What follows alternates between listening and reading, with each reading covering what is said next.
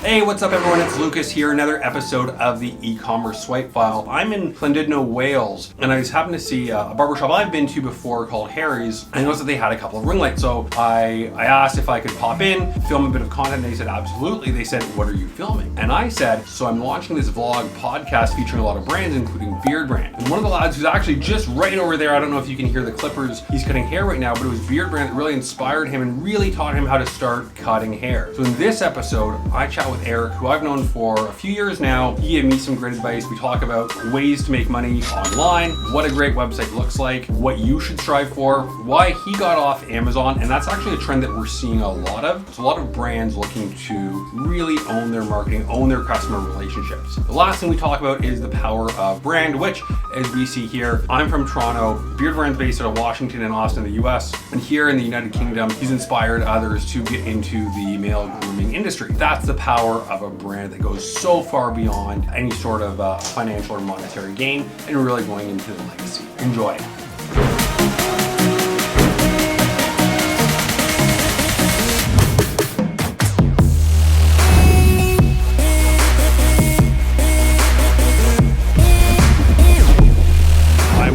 The Beardbrand founder, Eric Bandholz. If you're watching this video, you've probably seen Beardbrand either on Reddit, on the internet, in the Shopify ecosystem, on Shark Tank, everywhere. So I've been following Eric for a long time. Before I launched Treats Happen, Eric actually did a site review and gave me some great feedback, which I still take to heart today, and what I share with a lot of people, and that was, would you buy from this website? Does this website look like something that you would purchase from? Also, we were trying to do like little $1 add-on products, and you pretty much told me just that shit. Like, you're working really, really hard to get people to your website. If they'll put in their credit card to buy something that's $1, they get $5 or $10, you're not losing money on that. If it's really just that add-on item, you can throw it in as a bonus when they come back later, and they like it, especially when you're first starting out. So thanks so much for those tips. I have a whole bunch of questions, but let's start off with the typical vlog format. What's sort of one thing that you've done with Beardbrand lately that's really helped you out that any other merchant could kind of take and replicate with themselves? Yeah, I mean, for us, it's the most important thing that we do is focus on our brand and our core values and what we're trying to do, and bringing it back to the mission. So we're very mission oriented, and by having that mission, it allows us to focus on how we create emails, how we write, blog posts, how we write social media tweets and things like that, and how we engage with our customers and improve customers.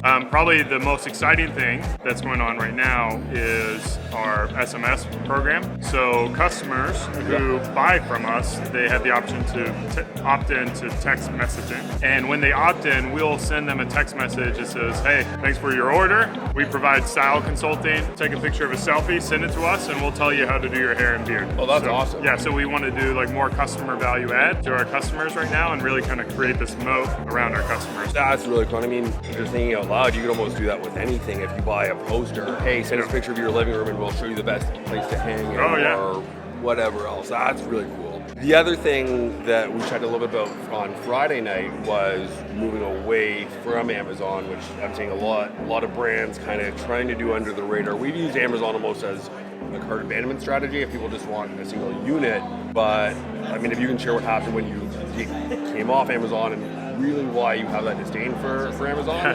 And don't hold back. You can swear, you can do whatever you want in the video. Yeah, I'm not too fond of Amazon, and the strategy I just talked about, what we think about in-house is like a consumer is considering Amazon as a valid option. And to really compete against Amazon, you have to figure out what can you do that Amazon can't do.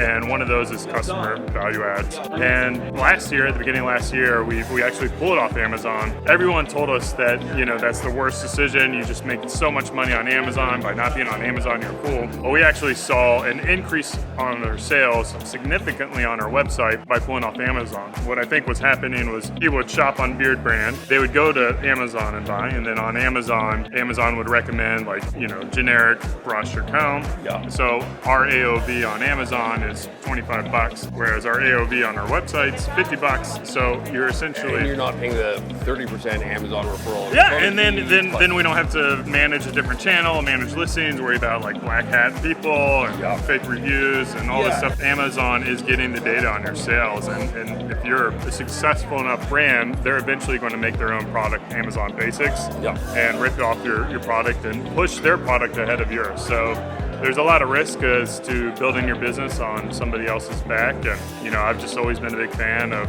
being in control of our destiny and our future. And it's a lot harder. It's harder to drive traffic to beardbrand.com, but once you start doing it, it makes it a lot more stable, and I sleep really well at night. Yeah, and so my last question on that is, you are probably one of the first, if not the first, really making beard oil a common product that men like us need. Yeah. How have you dealt with the increased competition of both just more supply out there for customers, but also lower quality, driving down prices, so people might not want to pay $29 or $39 for your product when they see it for $14.99 elsewhere? No matter what business you have, you're going to have competition. And even if you don't have competition, then your competition is typically ignorance towards your product. So we always knew there's going to be competition, and subsequently I can't control the competition. Can't control what they do. All I can control is what we do.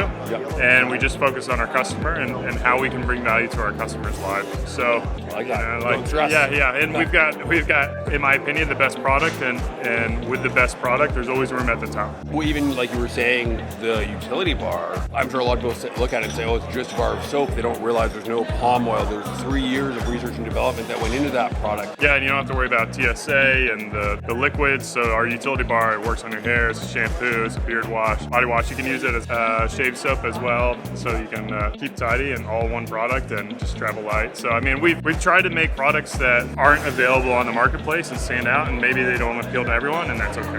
We're not trying to be the next Procter & Gamble. We're not trying to be L'Oreal. We're not trying to appeal to everyone. We're trying to appeal to our customers who are looking for these type of products. Well, on that note, I normally keep these at 2-3 minutes, and we're over 7 already, so I really appreciate it. My arms are getting sore, so I think we're gonna have to wrap this one up. Thanks so much for being a part of it, and I'm glad that we could finally meet in person. Yeah, thanks for having me. I actually mentioned the product in this vlog with Eric, the utility bar. I'm on the road all the time. I've been on the road sort of 36 of 58 days, almost 2/3 of my time is travel. Love that the utility bar is great, hassle-free, can be used for a lot of different things. It's actually the best lather I've ever had in a soap. So I'm gonna give away a 3-pack of those. So to enter to win, leave a comment below wherever you're seeing this video, maybe take a friend, or if you're listening to the podcast, take a screenshot of your review, send it to me in an email, lucas@gorgias.io. That's gorgeous like the philosopher, not my gorgeous good looks. Enjoy.